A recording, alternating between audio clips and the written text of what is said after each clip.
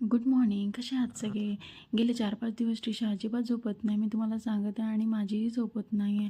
पण तिला बरंच नाही वाटत आहे. ती काय करणार? तिला बोलताही येत नाही आणि सांगता येत नाही. तिला नेमकं काय होतं आहे ते, तिचं तिलाच माहिती. नंतर मग तिला काही नव्हतं खाल्लं दिवसभर म्हणून मी रात्री पपई दिली होती आणि पपई तिने खाल्ली आणि झोपली.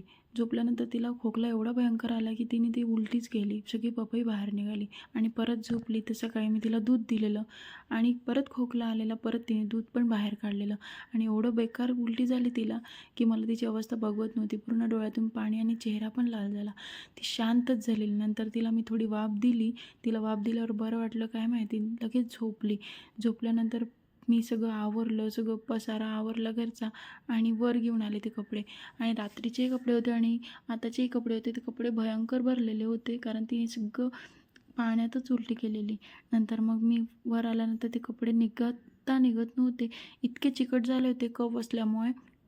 नंतर मी परत गरम पाणी करून वर आणलं, त्याच्यात ते टाकले आणि मग ते कपडे घासले आणि घासायलाही मला इझी गेले.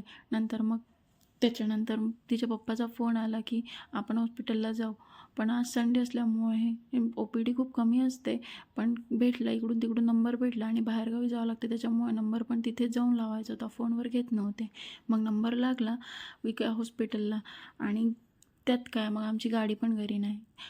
त्याच्यामुळे गाडी पण शोधावं लागली. अर्धा तास त्याच्यात गेला गाडी शोधण्यात. भेटली गाडी. त्यानंतर मी खाली गेले आणि स्वतःची अंघोळ केली.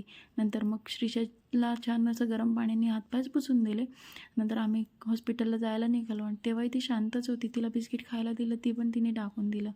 हॉस्पिटलला गेलं, तिथे छान औषध गोळ्या वगैरे घेतलं आणि नंतर मग थोडा शॉपसाठी माल भरायचा तोही घेतला आणि कळममध्ये गेल्यानंतर कळमची बेल न खाऊन वापस येतं अशक्य.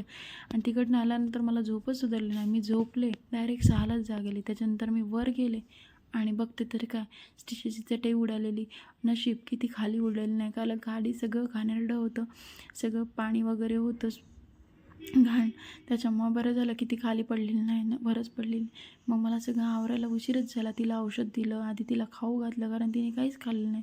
थोडीशी मुगाच्या डाळीची खिचडी केलेली, तिने ती खाल्लेली. आणि मॅडमला असं असतं, अख्खं घर सोडून त्या डब्यांजवळच जाऊन बसती. शेवटी तिने तो पेपर